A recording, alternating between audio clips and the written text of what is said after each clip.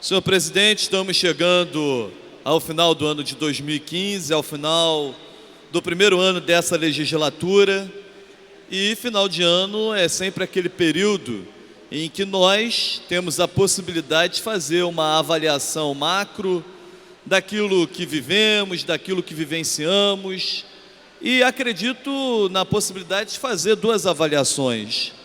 Uma avaliação do coletivo como um todo e uma avaliação individual, uma autoavaliação, uma autocrítica.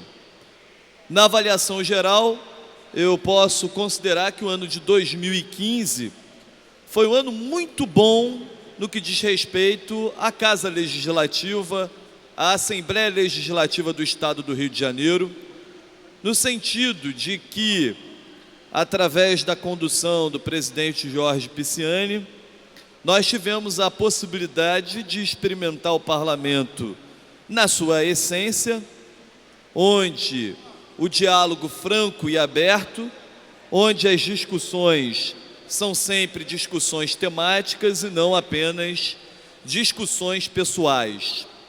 Eu, particularmente, tive a oportunidade de ser vereador no município de Nova Friburgo por 2 anos, e claro que as diferenças são gigantescas, mas posso dizer que a principal diferença é no trato político. A política é belíssima, né, na sua questão filosófica, né, não na prática de alguns, mas no ideário a política é algo muito bonito. E a política feita com a grandeza humana, ela se torna realmente instrumento essencial para os processos democráticos. E aqui na Alerj eu particularmente posso dizer que não só pela condução, mas pelo trato de cada um dos 70 parlamentares, me incluindo entre os quais, obviamente, há exatamente o posicionamento ideológico, né, o posicionamento que às vezes em determinadas matérias é diferente, mas acima de tudo há o respeito. Ao respeito às opiniões, ao respeito às posições. Agora, saindo da Alerj, onde o cenário foi extremamente positivo, do meu ponto de vista, já na Câmara Federal nós assistimos o inverso, o contrário.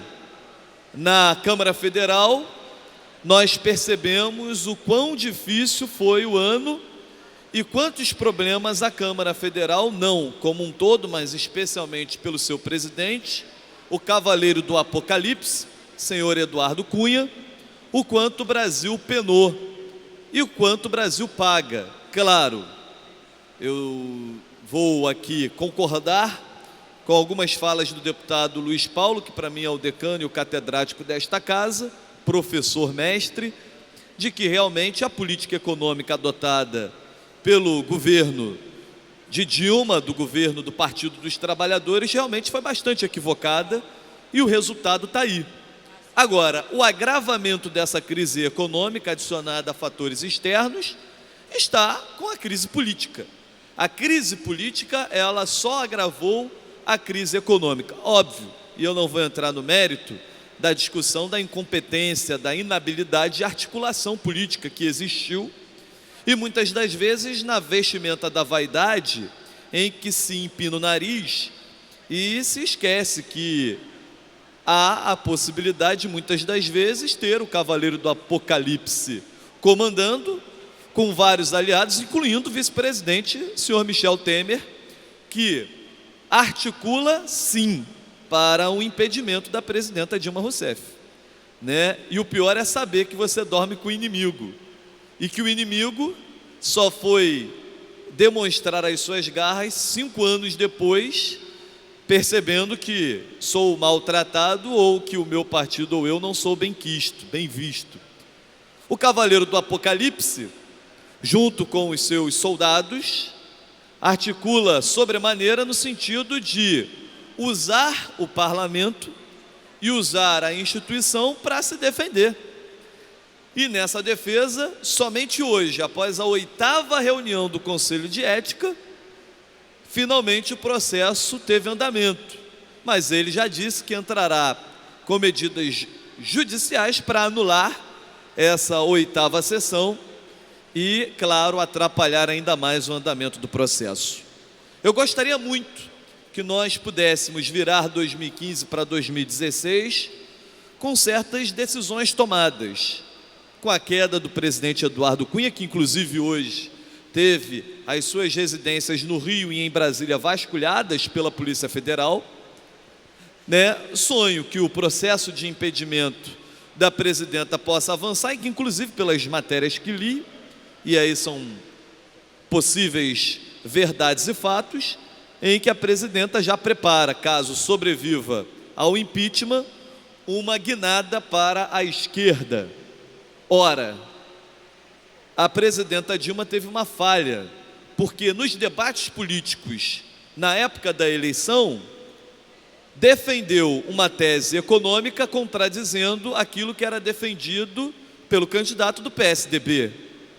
Ao ganhar, apropriou-se da tese defendida pelo PSDB de Aécio Neves e exatamente fez a política econômica que o adversário defendia. E aí, nunca teve o apoio daqueles que defendiam essa tese e perdeu o apoio daqueles mais à esquerda que acreditavam nela, mas é preciso dizer, deputado Eliomar e doutor Giulianelli, o PT, com todo respeito a quem faz parte da bancada do PT, porque há bons sujeitos, não representa a esquerda brasileira. O PT de hoje, pouco, aliás, tem a ver com a esquerda brasileira, ou quase nada. Nesse sentido, eu quero dizer que a esquerda não morreu, ainda que a direita tenha saído do armário. Aliás, como a direita tem saído do armário, como nunca antes na história da redemocratização brasileira, desde 85, que a direita não sai tanto do armário como saiu agora. Eu espero, sinceramente, e sonho, ainda sabendo que é um sonho impossível, que essas questões estejam resolvidas ou encaminhadas para uma resolução para que o Brasil possa seguir em frente. O Brasil precisa seguir em frente, mas faça a defesa de que esse seguir em frente seja dentro dos processos democráticos por quais tantos morreram. É verdade, e sublinho as falas do deputado Luiz Paulo, que o processo de impeachment, ele não é antidemocrático, ele é previsto na Constituição e faz parte do processo democrático. A minha única discordância é na forma como se apresenta esse impedimento. Com relação ao estado do Rio de Janeiro, as dificuldades são grandes, são gigantes. O governador Pezão fica numa situação muito delicada, porque não pode ele dizer que recebeu uma herança maldita, porque ele é produto também dessa herança. Afinal de contas, participou do governo Garotinho, participou do governo Sérgio Cabral, vice-governador, governador e governador reeleito.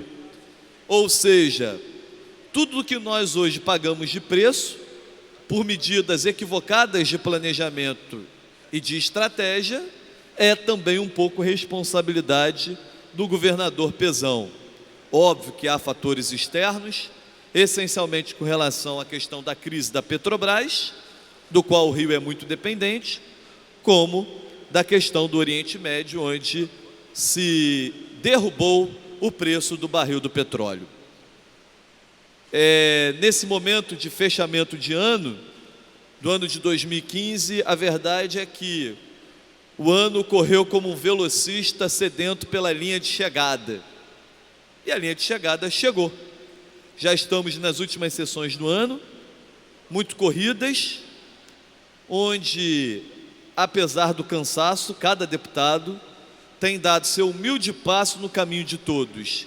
E aí, já encerrando, senhor presidente, eu quero, na verdade, agradecer a possibilidade de fazer parte dessa legislatura, do qual nutro carinhos pessoais por muitos, e aí, falando do deputado Jorge Felipe Neto, falo de todos aqueles que têm um carinho pessoal gigantesco, e daqueles com que aprendi muito nesse ano de 2016. Sonho um dia deputado Eliomar ter a sua eloquência e a sua defesa sempre apaixonada.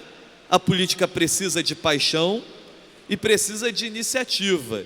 Iniciativa desde as causas que parecem mais simples às mais gigantescas. Muitas das vezes, nós nos recusamos a tratar daquilo que é pequeno, porque é preciso tratar do que é grande. E é no pequeno, é na soma das pequenas coisas que existem as maiores. Digo isso exatamente elogiando o deputado Eliomar pela iniciativa hoje de, na Comissão de Cultura, discutir sobre os blocos de carnavais do Rio, no qual foi uma reunião muito boa, e que nós possamos chegar o dia que tenhamos um conselho de carnaval e que esse conselho possa não só dialogar, mas ter poder de decidir. Aliás, conselhos de nada valem se não puderem ser exatamente mais do que consultivos, deliberativos. O diálogo é o que transforma a política e o diálogo deve ser permanente. Obrigado, senhor presidente. Um abraço no Arthur, viu?